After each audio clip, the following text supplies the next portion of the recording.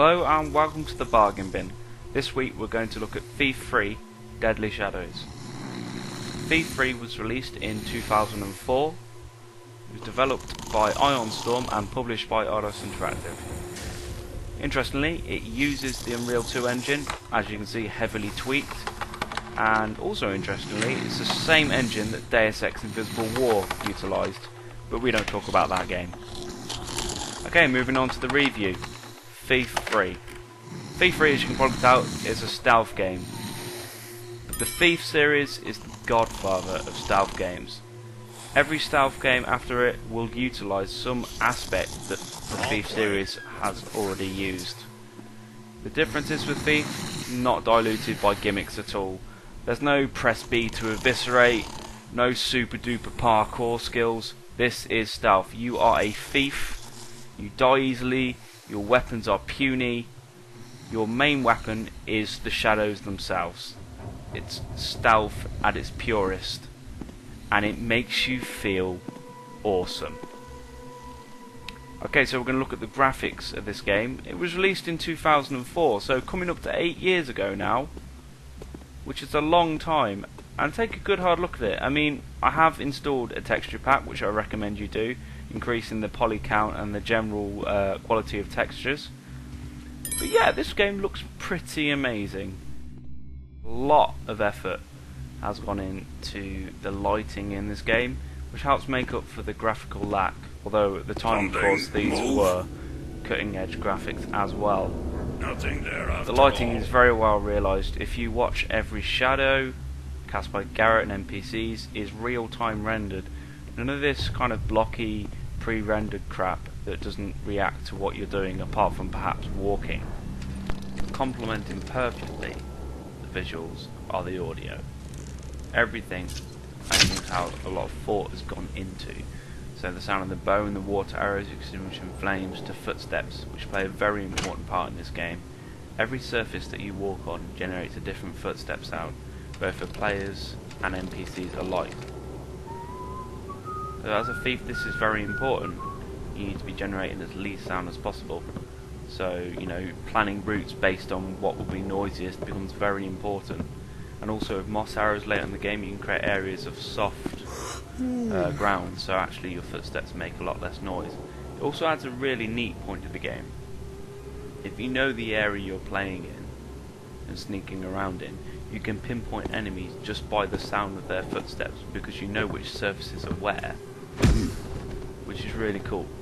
And again, it just makes you feel like an awesome thief who's got this extra like kind of sixth sense of knowing what's around him. Voice acting in the game is also very well done. The voice acting, you know, the actors are quite varied, and it's actually quite a high point in this game, whereas usually it's quite the opposite for most games. The voice acting doesn't feel forced, and it's very well implemented.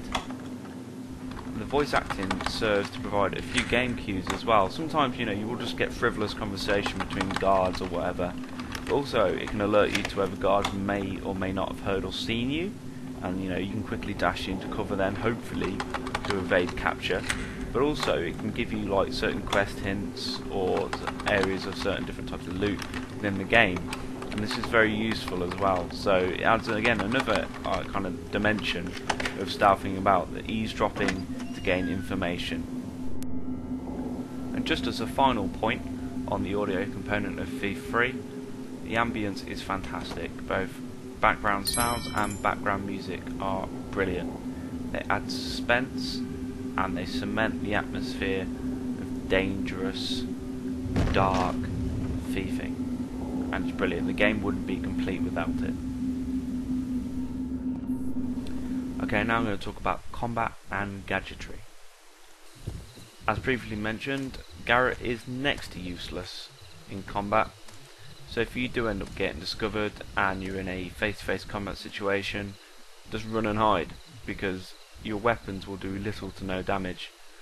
You know, you're better off using stealth and attacking from the shadows, which is not really all that surprising, given the game's called Thief Deadly Shadows. But where Garrett really shines is his gadgetry. I'm going to talk about 3 of the more common items, especially towards the beginning of the game. The first of which is the water arrow, which is easily my favourite gadget of all. The water arrow can extinguish anything that you can shoot, as long as it's not like an electrical light source, which although they do appear in the game, they're relatively rare. The upshot of this is that you can make your own stealth routes. If you find an area is too well lit for you, just extinguish some lights and sneak on through. It's absolutely brilliant, and it's a game-changing item, and I think the developers really hit the nail on the head when they made the water arrow. Ancient Brilliant and modern Prinkish. The second item is also an arrow. Well, I guess that's not so much my favourite, but still very useful, the noisemaker arrow, which is essentially a firecracker strapped to an arrow. Fire it, and where it lands it will make noise, and NPCs will go, as long as they hear it, go and kind of explore and find out where that noise is coming from, giving you the opportunity to sneak past if, for instance, you can't extinguish your way to a new stealth route. And the last item I'm going to talk about is definitely not my favourite. In fact, it's my least favourite thing about the whole Thief game. Okay, flash bombs. I don't know why they're in there, and it's not because they're bad, it's because they're too good. If you get discovered, you press I, throw down a flash bomb, everyone around you all of a sudden goes blind and deaf, and you can run away and hide. It's basically like an auto reset button or a quick load button. It's awful, it completely destroys immersion, and I just don't use them for that reason. Because if I want to be a thief, I'm going to be a thief. I'm not going to be someone who can literally... There are levels where you can literally run around if you've got enough flash bombs. Every time you're detected, throw down a flash bomb. You don't even have to stealth. Oh, it's just annoying. Don't use them. For the sake of your gaming career and your enjoyment of Thief, do not succumb to using flash bombs. They are horrible. Okay, now that rant's over, I'm going to move on and we're going to look at a new addition to the Thief series in Thief 3, which is city missions and the city overmap, if you like.